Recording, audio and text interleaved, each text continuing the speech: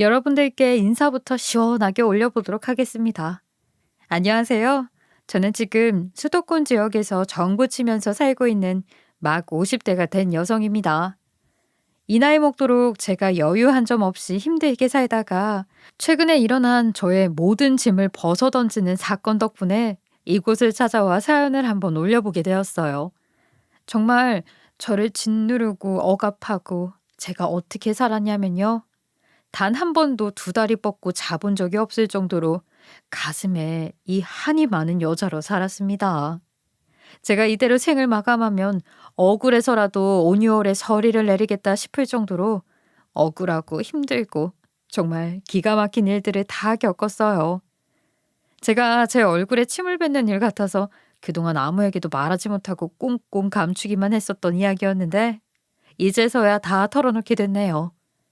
많은 분들이 세상에 이런 일이 일어날 수 있는 게 맞냐고 생각하실지 모르겠지만 저도 제 이야기가 드라마보다 더 막장 같아서 믿기지가 않습니다. 제 이야기 끝까지 들어주시고 제가 20년을 기다려온 제 복수 끝을 함께 마무리해 주신다면 더할 나위 없이 좋을 것 같아요. 여러분들께서 저에게 시간을 내주신다면 꼭 시원한 이야기로 여러분들의 속을 뻥 뚫리게 만들어 드리겠습니다. 제가 어디서부터 이야기를 시작해야 할까 고민을 하다가 최근에 건물을 산 이야기부터 시작하는 게 좋을 것 같다는 생각이 들었어요. 정말 힘들게 온갖 고생을 다해서 겨우겨우 산 건물이라고 해도 과언이 아닐 정도로 제 인생이 고스란히 녹아들어가 있는 수도권의 작은 상가 건물입니다. 엄청나게 값이 나가서 투자의 목적으로 샀다기보단 저의 외로운 노후를 대비해서 하나쯤 가지고 있으면 먹고 사는데 문제가 없겠구나 싶어서 사게 된 건물이었어요. 결과적으로 이 건물로 인해서 제 인생이 180도 바뀌게 되었으니 하늘의 선물과 같은 건물이라고 해야 할까요? 제 건물이 왜 하늘의 선물이자 제 인생에 둘도 없는 축복이 되었는지 지금부터 차근차근 이야기를 시작해 볼게요. 저는 제 나이 30이 딱 되던 시기에 남편과 중매로 만나게 되어서 결혼을 하게 되었어요. 사실 중매라는 게 조건만 보고 결혼을 결정하는 것과 다름이 없는 일이라 생각하는데 저와 남편은 처음 자리에서 만난 순간 운명이다라는 것을 느낄 정도로 잘 통했어요. 대화에 오고 가는 수준도 비슷했고 서로 추구하는 인생의 방향이나 가치관 같은 것도 이상하리라 싶을 정도로 잘 맞았고 통해서 결혼을 결정하게 되었어요. 남편이나 저나 외모가 뛰어난 수준은 아니었지만 두 번 다신 인생의 가치관이 맞는 사람을 선자리에서 만나기는 어렵겠다고 생각했기에 과감한 결정을 내린 것입니다. 하지만 너무 순조롭게 진행되었던 저희 둘의 만남과는 반대로 남편의 집안, 그러니까 시댁은 정말 상상을 초월하는 미친 집안이었어요. 세상에, 이 공간에 올라오는 사연들을 살펴보면 미친 인간들 참 많다고 느끼실 텐데 저희 시댁은 그 이상을 보여주는 집안이었어요. 정말 제 입으로 말을 하기 쪽팔리는 것은 물론이고 소름이 돋을 정도로 무서운 일들까지 수많은 사건, 사고가 있었는데 제 이야기 좀 들어주세요. 저희 남편은 둘째였어요. 그러니까 아주버님 한 분 계셨는데 저보다 먼저 결혼을 하셔서 이미 가정을 꾸리고 계신 분이었어요. 그런데 아주버님은 결혼 3년 차가 지났음에도 아직 자식이 없었고 시댁에서는 누구보다 아주버님네 2세 소식을 기다리고 계시는 중이었어요. 우리 시댁은 너무나도 가부장적이고 옛날 시대의 사상을 가진 집안이었기에 무조건 장남이 대를 이어야 한다고 생각하시는 분들이었어요. 얼마나 장남, 장남 노래를 불렀냐면요. 저희 남편이 둘째라는 이유로 결혼을 할 당시에 지원을 단 한 푼도 해주지 않을 정도로 장남만 챙기셨어요. 저희에게 지원해 줄 돈이 있으면 장남네가 더 배부르게 먹고 살 수 있게 도와줘야 한다고 하면서 저에게도 내조를 하되 큰 집을 제일 먼저 챙기라고 하실 정도였었죠. 당연히 시댁에서는 아주버님이 결혼하실 당시에 아파트를 한 채 떡하니 사주셨기 때문에 저도 기대를 하고 있었는데 돌아오는 말이 엉뚱해서 어이가 없었죠. 물론 당시에는 너무나도 부당한 처사라고 생각을 했지만 결혼을 한 이후 형님이 시부모에게 괴롭힘을 당하는 것을 보고 꿀먹은 벙어리가 되었습니다. 어떻게 보면 당연한 일이기도 한데 시댁에서 어마무시하게 형님을 괴롭혔기 때문에 형님은 제가 결혼을 한 지 1년 만에 이혼 소송을 걸었어요.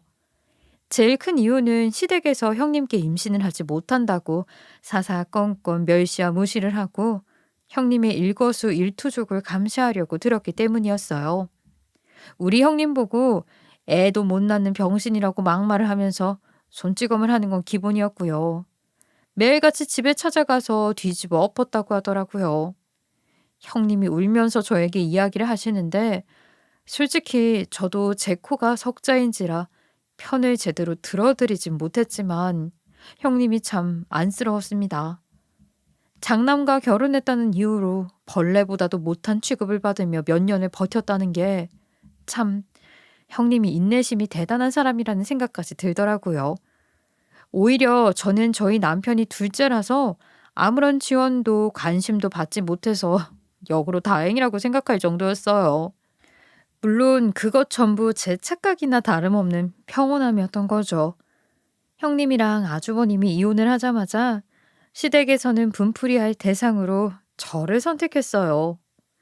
저에게 형님에게 했던 것처럼 대놓고 난리를 피우지는 못하셨지만 아주버님이 무조건 대를 이어야 한다는 생각에 변함이 없으셨던 겁니다. 그래서 아주버님이 빠르게 대를 이을 수 있도록 재혼을 시켜야 하는데 그 짝을 정하는 게 어렵다면서 저에게 짝을 찾아오라고 하시더라고요. 솔직히 제가 왜 배불뚝이에 머리까지 슬슬 벗겨지려고 하는 아주버님의 짝을 찾아와야 하는지 이해가 되지 않았죠. 저랑 아주버님의 나이 차이가 8살이었는데 시댁에서는 여자는 어리면 어릴수록 좋은 거 아니냐면서 저보다도 어린 동생들을 찾아오라고 시키는 겁니다. 세상에 어떤 여자가 나이도 많고 딱 봐도 아저씨 같은 남자랑 결혼을 하려고 들겠어요. 어머님, 저랑 남편도 중매로 만났는데 아주버님도 중매로 여자를 만나는 게 가장 이상적이지 않을까요? 조건도 볼 수 있고 편하잖아요. 우리 큰아들이 나이가 있다는 이유로 중매를 서봐야 다 30대 중후반대 여자들만 보여주더라. 그런 여자랑 결혼해서 어디에라도 낳겠니? 적어도 여자가 어려야 자궁이 튼튼한 법이다. 튼튼한 자궁으로 떡두꺼비 같은 아들을 낳아야지. 결혼이라는 게 무조건 아이를 낳으려고 하는 것도 아닌데 아주버님과 어울리는 짝이 나타날 수도 있잖아요. 어머님, 중매로 만나게 해드려요. 왜? 네 주위에 어린 년들이 하나도 없니? 너도 인생 참으로 엇살았구나. 어린 동생들 하나 챙기지 못해서 우리 아들 짝꿍 하나를 못 만들어 와? 내가 뭐라 그랬어. 여자는 어려야 한다고. 나이 많은 여자들이었다가 노산이라고 임신도 못하고 그러면 어떡하니? 저보다 어린 애들이라고 하면 20대 후반 애들인데 그 애들이 벌써부터 결혼을 하려고 들겠어요? 그리고 적어도 아주버님이랑 10살 차이가 나는데 아주버님이 엄청난 재벌도 아니고 몸매나 외모가 좋은 것도 아니잖아요. 에? 평생 얼굴 뜯어먹고 살 거라냐? 외모가 뭐가 중요하다고 그 난리를 친다는 거야? 그러지 말고 친구나 동생들 중에 괜찮은 애들 찾아봐라. 말 잘 듣고 내조 잘하고 밥 잘하고 청소 잘하고 따박따박 시댁에서 부르면 찾아오고 하는 애들 말이야. 요즘 시대에 그런 여자가 어디 있겠어요. 어머님이 너무 욕심 많으신 건 아닐까요? 우리 큰아들의 평생 반려자를 찾는 건데 이게 뭐가 까다로워? 요즘 애들은 청신머리가 빠져도 너무 빠졌어. 우리 때는 애 없고 밭일도 나가고 말이야. 시댁에서 부르면 씻다가도 달려나갔었어. 요즘 애들은 편하게 대해주니까 아주 드러넘는구나. 정말 고작 그런 잔소리에도 머리털이 전부 뜯겨나가는 기분이었는데 형님은 그동안 어떻게 참고 살았는지 궁금할 지경이었어요. 결국 제가 시어머니를 피해 다니면서 어린 친구들에 대해 입을 싹 씻어버리자 시어머니는 참지 못하고 중매쟁이에게 큰 돈을 주고 아주버님의 짝을 찾기 시작했습니다. 나이가 조금 많다고 마음에 안 든다고 하긴 했지만 아주버님과 결혼을 하겠다는 여자가 나타났고 아주버님은 다시 한번 재혼을 하게 되었어요. 재혼을 한 이후에 시어머니는 모든 걸 다 퍼줄 것처럼 새로운 형님에게 헌신을 다했지만 그건 아주 잠깐의 시간뿐이었어요.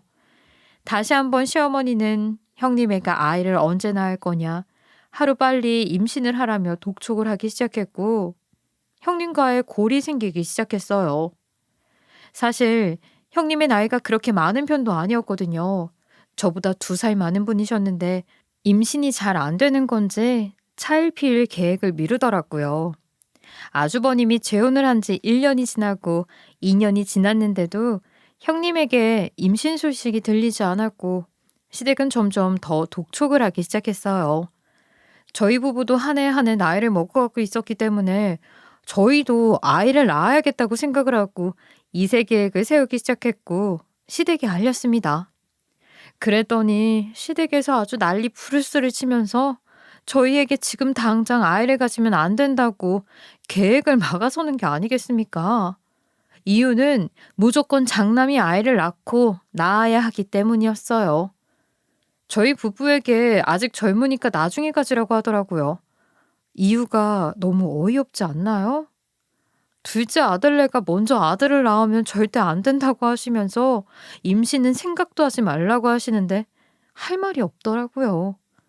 제 나이도 벌써 34살이 되었는데 더 늦으면 저 또한 노산에 접어들지 않겠어요?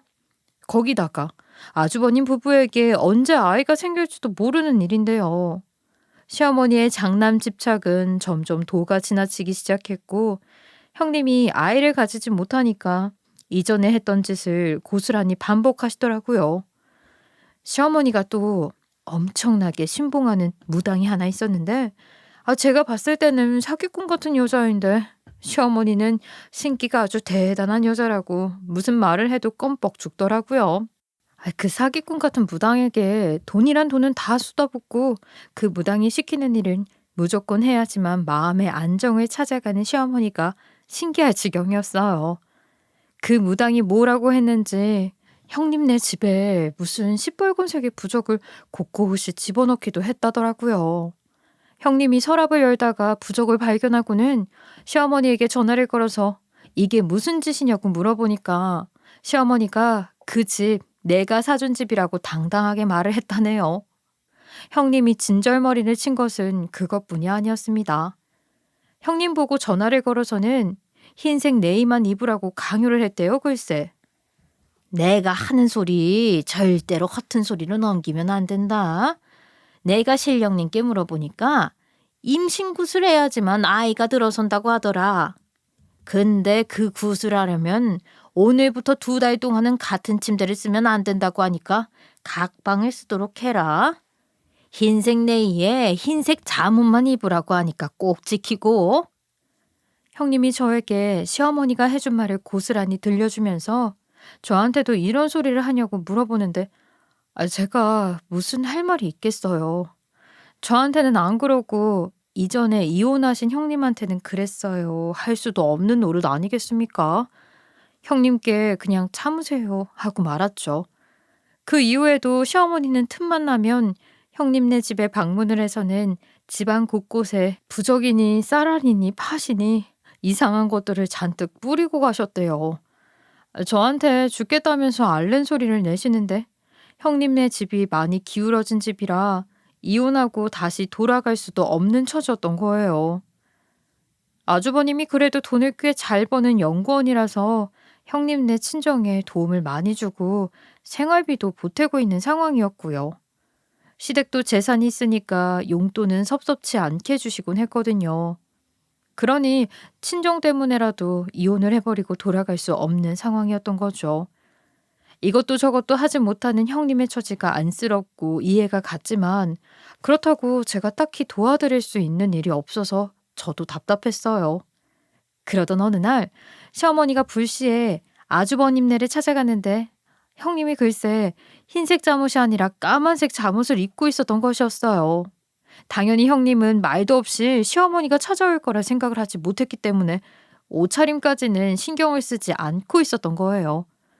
우리 불같은 시어머니가 화가 나서 형님을 발로 차버린 거죠. 도대체 그 노인네 무슨 힘이 그리 좋은 건지. 내가 뭐라고 했어? 내가 뭐라고 그랬어? 흰색 잠옷 아니면 부정 탄다고 절대 입으면 안 된다고 했는데도 시커먼 옷을 입어? 내가 이러려고 그 큰 돈을 쏟아부은 줄 알아? 내가 그 쿠판에 넣은 돈이 얼만데 2달 동안 같은 침대도 쓰지 말랬는데 시엠이 말이 아주 우습게 들리지? 형님은 시어머니한테 발길질을 당하고 이대로는 정말 더 이상 못 살겠다고 짐을 싸서 친정으로 튀어버린 거죠. 물론 형님네 친정에서 형님을 엄청나게 구슬려서 다시 아주버님 댁으로 돌아오긴 했지만 형님의 마음이 전혀 풀리지 않았던 상태였던 거예요. 형님과 아주버님이 싸우기 시작했는데 형님이 곰곰이 생각을 해보니까 임신이 안 되는 이유가 본인에게 있는 게 아닐 수도 있다고 생각을 그때서야 한 거죠. 아니, 임신이 안 되는 이유를 그동안 왜 나한테서만 찾은 거지? 이해가 안 되네. 당신이 문제일 수도 있는 거 아니야. 정확하게 검사 한번 받아보자. 나도 이대로 살다가는 당신 어머님 때문에 피가 말라서 죽을 것 같으니까 비뇨기과 가서 검사해. 아주버님은 별 생각 없이 설마 자기한테 문제가 있겠냐며 그렇게 원하면 한번 해주겠다면서 비뇨기과에 가서 검사를 진행한 거죠. 하지만 결과는 정말 충격적으로 나왔어요.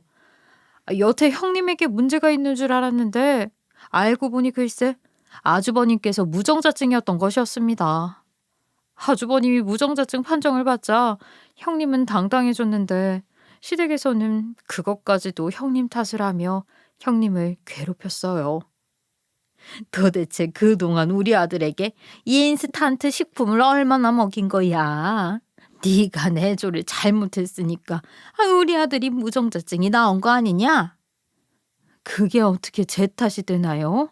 남편이 제가 해준 밥보다 어머님이 해준 밥을 더 많이 먹었을 텐데. 그럼 어머님 탓이죠.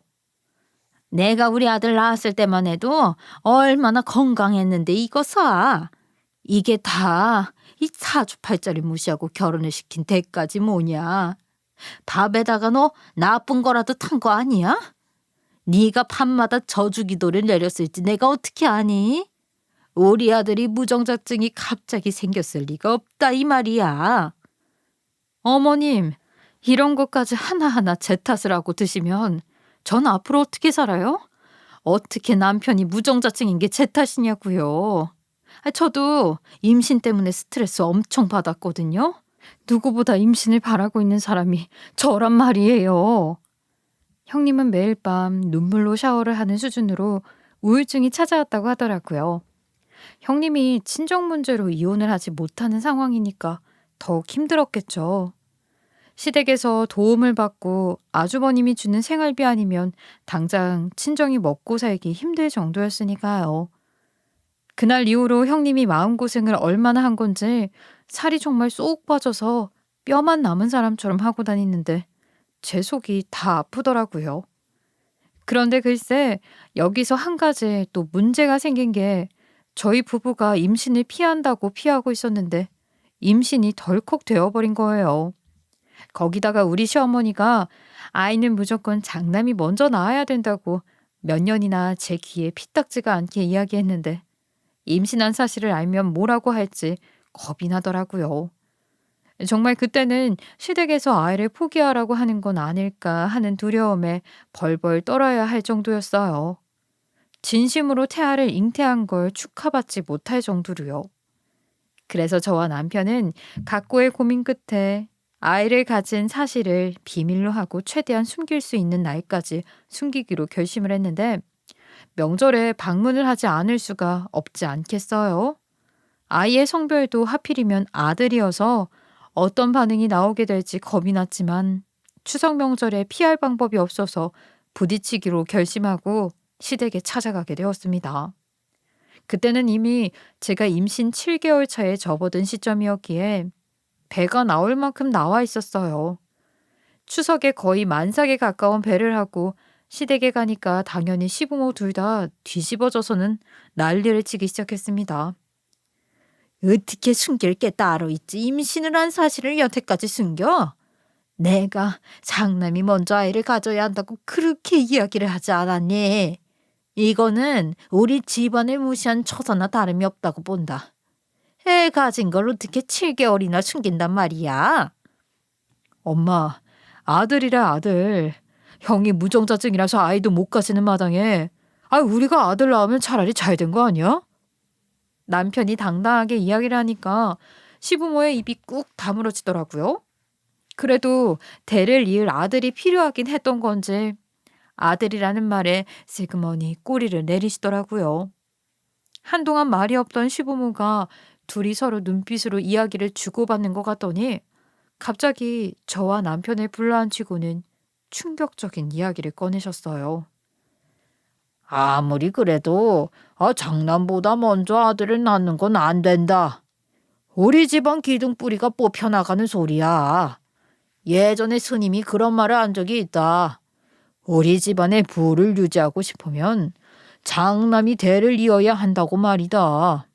그러니까 그 아들 낳으면 큰애 내줘라. 네? 그게 무슨 말씀이세요? 제가 잘못 들은 거죠? 제가 제 뱃속에 품고 키운 아들을 누구한테 주라고요? 잘 들어놓고 왜 모르는 척을 하고 있어? 우리 큰애가 무정자증이라고 했을 때부터 염두에 두고 있었던 일이기도 하다. 어쨌든 너희도 우리 집안이 대대손손 잘 되어야 콩고물이라도 얻어먹고 하지 않겠냐. 절대로 큰아들이 먼저 아이를 낳아야 집안이 대대손손 행복해진다고 했다. 아주버님이 무정자증이라서 아이를 못 가지는 건데 왜 저희 아이를 아주버님 댁에 보내야 하냔 말이에요. 저는 절대로 인정할 수 없습니다. 제가 제 뱃속에 키운 아이고 제가 엄마인데 누구한테 애를 줘요. 그러니까 갑자기 제가 임산부임에도 불구하고 시어머니가 저에게 뺨을 확 날리는 것이 아니겠습니까? 저는 짝소리 나게 한 방 얻어맞았고 믿기지 않는 눈으로 시어머니를 바라보고 있으니 시어머니가 눈이 완전히 돌아서 저에게 소리치더라고요. 그러니까 우리 큰아들이 무정자증이니까 네 뱃속에 있는 애를 우리 큰애에게 주라고 하잖아 지금. 집안이 일어난다는데 물불 가릴 때야 지금? 저는 그 말이 너무나도 공포스러워서 시댁을 뛰쳐나왔어요. 하지만 제가 시어머니의 손바닥 안에 있는 며느리지 않겠습니까? 그 뒤로 시어머니가 저에게 집착을 하기 시작하는데 형님에게 했던 행동처럼 저희 집에 매일같이 찾아와 부적을 놓고 가기도 하고 저에게 팥을 던지기도 하는 겁니다. 잡기가 없어야 깨끗한 아들을 낳을 수 있다고 하면서 그 아이는 아주버님네의 아이라고 소리를 치는데 정말 제가 미쳐가는 줄 알았어요. 그렇게 2달이 조금 넘는 시간 동안 시달리다가 제가 출산을 하게 되었는데 정말로 애가 나오자마자 형님에게 저희 아이를 안겨주는 것이 아니겠습니까? 그런데 우리 형님도 미쳐버린 건지 아니면 시어머니에게 시달리다 못해서 세뇌가 되어버린 건지 뭔지 저에게 감격스러운 얼굴로 이야기를 하더라고요. 동서, 정말 고마워. 내가 우리 아들 잘 키울게. 동서 덕분에 나도 행복하고 우리 집안도 행복해질 수 있게 되었어. 동서의 이 숭고한 희생은 내가 평생이 가도 절대 잊어버리지 않을 거야. 고마워 정말. 이게 무슨 눈 뜨고 아이 뺏기는 소리예요. 절대로 안 돼요. 우리 아이 절대로 못 드려요. 이게 상식적으로 말이 되는 소리예요? 내 아이 내가 키워야지 왜 형님이 키운단 말이에요. 절대로 죽어도 안 돼요. 내놔. 내 아이야. 내놔. 출산의 고통을 잊기도 전에 저를 둘러싸고는 제 아이가 당연히 아주버님네 아이인 것처럼 행동을 하는데 눈물도 나지 않더라고요. 제가 악을 바락바락 쓰면서 아이를 내놓으라고 이야기를 하는데 우리 남편이 뭐라는 줄 아세요? 당신 방금 애 낳고 와서 무리했어. 이제 좀 쉬어. 그리고 우리야 뭐 아이를 또 가지면 되는 거 아니겠어? 부모님도 형네 부부도 저렇게 원하는 대로 해드리자. 우리한테도 나중에 섭섭치 않게 챙겨주신다는데 서로 좋은 거지. 저는 그 말에 정말 영혼이 빠진 것처럼 공허함을 느끼게 되었고 이혼을 결심하게 되었습니다. 몸조리도 채 하지 못한 상태로 병원에서 퇴원을 하자마자 이혼 전문 변호사를 찾아가서 제가 겪은 모든 일을 이야기했는데 변호사도 무척이나 난감해 하더라고요. 아, 당연히 소송에서는 승소를 할 수 있을 정도의 사건이긴 합니다만 워낙 시댁의 재력이 좋고 하기에 양육권과 친권이 시댁 쪽으로 가게 될 수도 있어요. 거기다가 시댁에서 아이에게 지원을 해주겠다고 약속한 게 한두 가지가 아니라서. 그래도 이혼을 하시겠습니까? 저의 상황이 절절하게 느껴지더라고요. 결혼 이후 직장 생활을 하지도 않았고 모아둔 돈도 거의 없어 최소한의 생활비만 남편에게 받아서 사용했으니까요. 이혼을 한다 한들 아이를 빼앗기면 그게 무슨 소용인가 싶은 생각도 들고 저는 점점 깊은 늪에 빠진 사람처럼 어리나가기 시작했어요. 하지만 집으로 돌아가면 아이의 울음소리가 가득해야 할 공간에 아무 소리도 들리지 않으니 공허함은 점점 커지기만 했어요. 제가 병원에서 퇴원을 하자마자 아이를 안고 사라진 시어머니 때문에 하루에도 12번씩 발작을 일으킬 정도로 저는 미쳐가고 있습니다. 아이는 형님네 집으로 가게 되었고 저는 형님네 집 근처에도 가지 못하는 신세가 되었어요. 시어머니는 하루에 몇 번이고 집에 찾아와서 아파 죽겠는 저를 붙잡고 모유를 유축해서 형님네에 가져다 주기를 반복하고 있었어요. 저는 정말 무슨 젖을 짜내는 기계가 된 것 마냥 수동적으로 움직이게 되었고 정신병에 걸리기 일보 직전까지 이르렀습니다. 몸도 마음도 망가지고 나니까 아이고 나발이고 제가 죽게 생겼는데 이게 전부 무슨 소용인가 싶더라고요. 저는 결국 남편을 붙잡고 이야기를 했어요. 그래, 우리 이혼하자. 나는 앞으로 내 아이를 남에게 빼앗긴 걸 잊지 못하고 살아가야 할 텐데. 그것도 남도 아닌 형님 댁에 어떻게 멀쩡하게 살아갈 수 있겠어. 명절이고 시댁 행사고 내 아들이 떡하니 남의 아들이 되어 나타날 텐데 내가 그 꼴을 어떻게 보고 사냐고. 아니 뭘 그렇게까지 유난을 떨고 그래. 애는 또 가지면 된다고 말했잖아. 고작 이런 일로 이혼을 하자고 하다니 제정신이야? 애를 형한테 주고 난 다음부터 온 가족이 행복해진 거 모르겠어? 눈앞에서 아이를 빼앗긴 어미의 심정은 하나도 이해하지 못하고 시댁 집안 사정만 헤아리는 남편을 뭘 믿고 제가 평생을 함께할 수 있겠습니까? 저는 극심한 우울증에서 벗어나지 못하게 되었고 결국에는 다 포기를 하고 이혼만 하기로 결정을 내렸어요. 처음에는 양육권과 친권을 넘기면 위자료를 섭섭치 않게 챙겨주겠다는 시댁의 말에 양육권자와 친권자를 남편으로 넘겨놓고 이혼을 진행했어요. 근데 합의 이혼 도장을 딱 찍고 재판이 끝나자마자 시댁에서 말을 바꿔서 위자료를 못 주겠다고 하는 게 아니겠어요?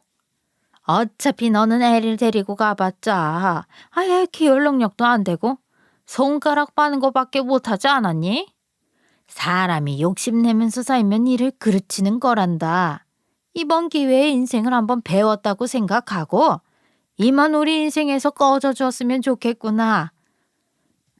그래, 이제 우리 아들은 동서를 찾지도 않아. 내 품에서 먹고 자고 나만 찾는다고. 그러니까 앞으로는 내가 엄마라고. 알겠어? 형님은 오히려 뻔뻔하게 나오기 시작했고 마치 제 아들이 본인의 아들이라는 걸 세뇌시킨 사람처럼 답을 정해놓고 말을 하더라고요. 치가 떨리는 뻔뻔함에 저는 결국 아무것도 가지지 못하고 무일푼으로 시댁을 떠나오게 되었어요. 그 뒤로 아이를 눈앞에서 빼앗긴 엄마의 처절함이 얼마나 깊은 건지 지옥 같은 생활 속에 빠지게 되어버렸습니다. 우리 아이를 끝도 없이 그리워하느라 지독한 우울증에 빠지게 되었고 무기력증에 빠지게 되었는데 도저히 참을 수가 없어서 다시 한번 형님네 집에 찾아가게 되었어요. 그런데 형님과 시어머니가 저를 보자마자 정말 더러운 걸 봤다는 얼굴을 하면서 그러더라고요. 누가 네 아이란 말이냐? 이 아이는 원래부터 큰애 내 아이였고 내 큰며느리가 배 아파 낳은 자식이다. 네가 여기서 무슨 자격으로 난리를 친단 말이야. 그 뒤로 아이를 꽁꽁 숨겨놓고 키우기 시작하는데 저는 전 남편에게 애원을 해봐도 돌아오는 답변이 없어서 하루 종일 가슴만 부여잡고 살았어요. 아이의 성장을 단 한 번도 지켜볼 수가 없었고 그 미련을 털어내는데 꽤 긴 시간이 걸렸어요. 저는 미련을 털어낸 이후 정말 이를 악물고 살기 시작했습니다. 처음에는 어떻게든 먹고 살아야겠다는 일념 하나로 일을 시작했는데 제가 보험 설계사 자격증을 따고 보험 설계사로 일을 하기 시작했어요. 그 직업이 저랑 천직이었던 건지 뭔지 제가 말발이 너무너무 신뢰감 있게 좋았었나 봐요. 저랑 상담을 진행한 고객들이 전부 다 하나같이 계약을 해주었고 처음에는 성과급이 많지 않았는데 시간이 지나면 지날수록 돈이 쌓이기 시작했어요.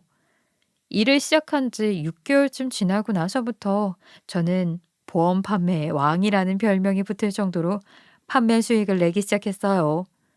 인센티브라고 말을 하는데 소위 말하는 추가 수당을 다 싹 쓸어갈 정도로 어마어마한 월급을 챙기게 되었어요. 이후에 승진을 거쳐서 보험 지점 하나를 맡게 되는 쾌거를 이뤄냈죠. 그게 제가 이혼을 한 지 딱 10년 차가 되었을 때의 일이었습니다. 그 뒤에 저는 계속해서 보험 대리점 운영과 판매 일을 하면서 어떻게 돈을 불려야 더 큰 돈을 만질 수 있을까 하는 고민을 하게 되었어요. 판매를 하면서 수싸움이라든지 금리 같은 부분에 빠삭해졌고 저는 주식이라는 분야에 또 눈을 돌리게 되었고 고심 끝에 투자를 시작하게 되었어요. 처음 1, 2년 수익은 거의 나지 않았고 창피하지만 마이너스를 찍는 주식 투자 종목도 있기도 했어요. 원래 투자라는 게 이익만 날 수 없으니까요. 저는 처음부터 단기 수익을 내겠다는 목표가 있었던 것이 아니었기 때문에 장기 투자를 할 생각으로 먼 미래를 내다보고 투자를 했어요. 그렇게 묵혀두면서 일을 게을리하지 않았고 그 사이에서 저 혼자 살 수 있는 집도 하나 매매를 하게 되었어요. 차도 사게 되었고 과거를 다 털어내고 혼자 사는 인생에 점점 익숙해지기 시작했습니다. 저는 아예 보험 대리점이 있는 수도권으로 이사를 나오면서 원래 살던 동네를 떠나서 수도권에 자리를 들고 새 출발을 하게 되었어요. 열심히 일을 한 만큼 성과가 나오는 직업이다 보니까 저는 꽤 높은 직급을 가지긴 했지만 쉬지 않고 영업을 다니면서 사원들을 관리하면서 지냈어요. 무념무상으로 일을 하면서 지내다 보니까 자연스럽게 상처들이 치유되는 느낌을 받았죠. 그렇게 몇 년이라는 시간이 더 흐른 어느 날, 제 주식은 상상을 할 수 없을 정도로 불어나기 시작했습니다. 반도체 산업과 인터넷 사업, 위성 사업이 각광을 받기 시작하면서 주식이 쭉쭉 오르더라고요. 애초에 단기 투자를 할 생각이 아니었기 때문에 어느 정도의 결과를 예상하긴 했었지만 제가 처음 투자할 때 바라보았던 이익보다 훨씬 더 큰 수익이 났어요. 이 정도까지 불어날 거라고 생각을 하지 못했었기 때문에 저는 갑자기 이 돈을 어떻게 쓸까 고민을 하게 되었어요. 그러다가 우연히 부동산 옆을 지나가게 되었는데 평소에는 유심히 보지 않던 항목이 눈에 딱 띄더라고요. 바로 상가 건물 매매란이었습니다. 그 뒤로 저는 건물들을 유심히 살펴보기 시작했어요. 주식은 다시 떨어질 수도 있으니까 현물로 남겨놓는 게 좋겠다는 생각이 들기도 했고 현물이라 함은 역시 부동산이 최고이지 않겠나 하는 생각이 들었거든요. 그렇게 몇 개월 동안 건물에 대해서 알아보고 상가 건물 잘 고르는 법에 대해 공부를 하다가 여러 가지 알게 되었어요. 구매하려는 상가 건물에 장사가 잘 되는 카페 하나만 들어와 있어도 건물이 수익 면에서 아주 좋아진다는 것을 알게 되었죠. 때마침 꽤 괜찮은 가격에 4층짜리 상가 건물이 매매자를 찾는다고 떴는데 그 건물 1층에 카페가 생긴 지 얼마 안 되었다고 하더라고요. 그 카페가 인테리어를 잘 꾸며놔서 입소문이 타기 시작했고 이제는 손님들이 사진을 찍으려고 즐겨 찾는 카페가 되었다고 하더라고요. 그래서 저는 부동산을 찾아가 그 건물을 매매하고 싶다는 의사를 밝혔고 아주 쉽고 빠르게 상가 건물을 계약할 수 있게 되었어요. 문서를 받아봤는데 건물 소유주에 제 이름이 딱 적혀 있는 걸 보고 주마등처럼 제 과거가 스쳐 지나가면서 가슴이 두근두근 하더라고요. 비록 건물을 사는데 은행에서 빌린 돈이 어마어마했고 빚이 70%였지만요. 빚은 또 열심히 갚으면 되니까요. 그게 바로 제 나이가 50을 찍었을 때의 일입니다. 가슴이 벅차오르기도 하고 기쁜 마음이 틈없이 몰려드는데 제 스스로가 대견하게 느껴지고 칭찬까지 아낌없이 해주고 싶다는 생각이 마구마구 들더라고요. 정말 인생의 승리자이지 않겠습니까? 그렇게 모진 세월을 겪고 난 뒤 제 나이 반을 지났을 때 건물을 가진 건물주가 되었다니 말입니다. 상가 건물을 하염없이 바라보고 있다가 부동산 사장님이 저에게 1층에 있는 카페에 한번 들어가 보자고 하더라고요. 그 카페 주인이 새로 바뀐 건물주가 누군지 궁금해 하기도 했다면서 앞으로 잘 지내면 좋지 않겠냐고 이야기를 하는데 저도 세입자랑 잘 지내면 좋으니까 알겠다고 했죠. 카페가 정말 말처럼 예쁘게 꾸며져 있길래 두리번거리면서 구경을 하고 있는데 부동산 사장님이 갑자기 어떤 노인에게 아는 척을 하더라고요. 그러면서 마침 타이밍 아주 좋다며 저에게 인사를 시켜주었습니다. 응, 여기 이분이 새로운 건물주 되시는 분이에요. 타이밍이 어쩜 이리 잘 맞았는지. 여기가 카페 사장님이신데 실질적으로 운영은 가족분들이 하신다고 했나?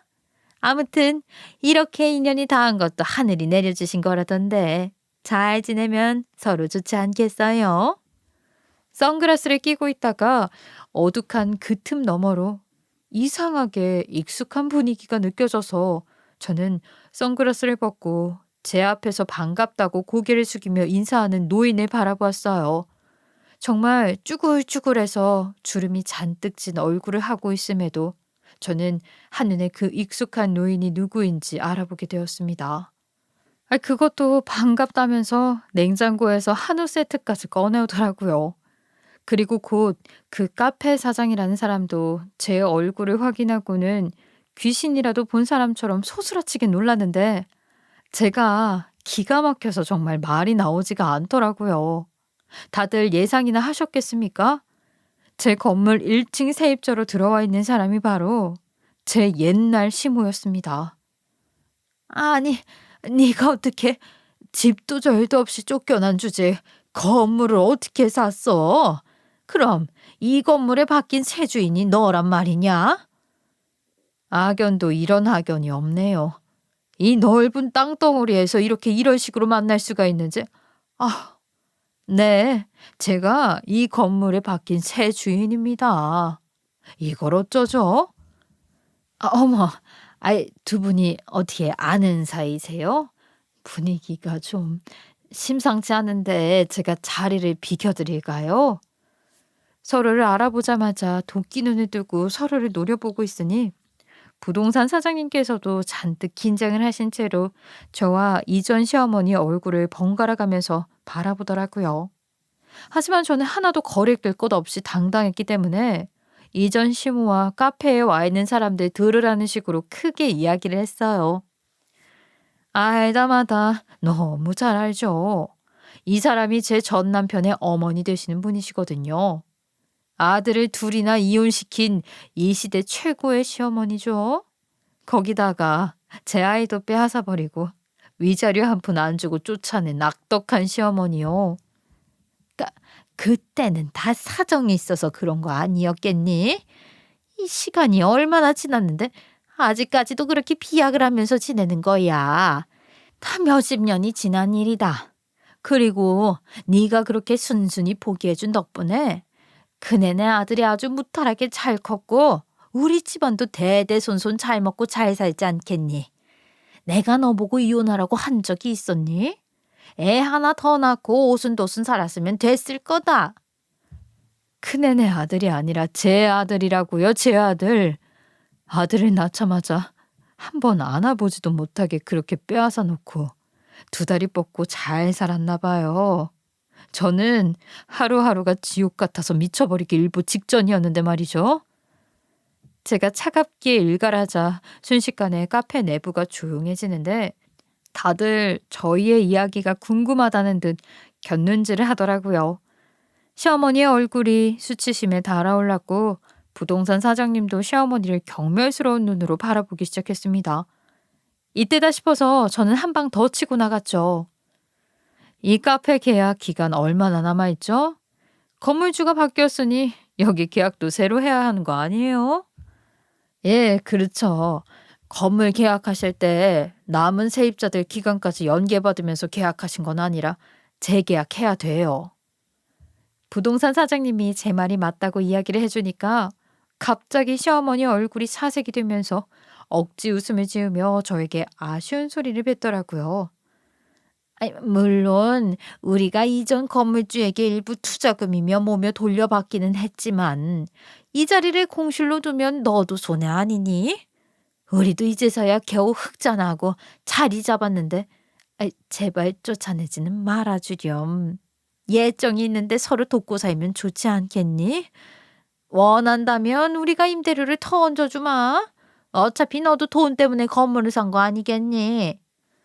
제가 시큰둥한 얼굴로 딱히 대꾸를 하지 않자 시어머니가 안절부절 못하며 갑자기 제가 물어보지도 않은 가정사를 술술 풀어놓기 시작했습니다. 아이, 그렇게 네 아이를 빼앗아 온 이후에 큰애가 애를 잘 보살피나 했더니 애가 질을 담지 않아서 그런가 우울증에 빠지기 시작했다. 괜히 애한테 성질을 부리질 않나. 이 작은 실수에도 크게 혼을 내기도 하고 말이야. 시어머니는 장남의 아들이라며 금이야 오기야 저희 아이를 싸고 돌기 시작했는데 그애 또 형님의 자격지심을 건드리고 말았다고 하더라고요. 매일같이 형님이랑 아주버님은 부부싸움을 하기 시작했고 형님은 거지처럼 둘러붙어 있던 친정까지도 버리고 아주버님과 이혼을 하고 떠났다고 하더라고요. 아주버님이 연구원으로 바쁘게 일을 하고 있었는데 어떻게 애를 키우겠습니까? 아주버님이 남편 보고 다시 애를 데려가라는 미친 소리를 짓거린 겁니다.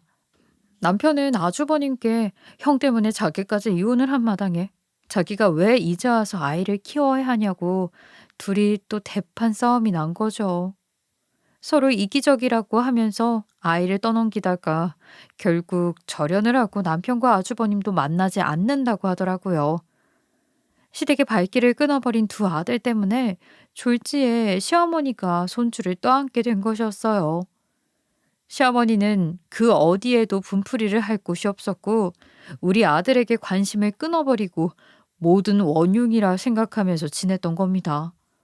당연히 모든 가족 사이가 틀어지고 앙숙이 되었으니 우리 아들은 사랑을 제대로 받지 못하고 자랐고 결국은 삐뚤어진 비행 청소년이 되었다고 하더라고요.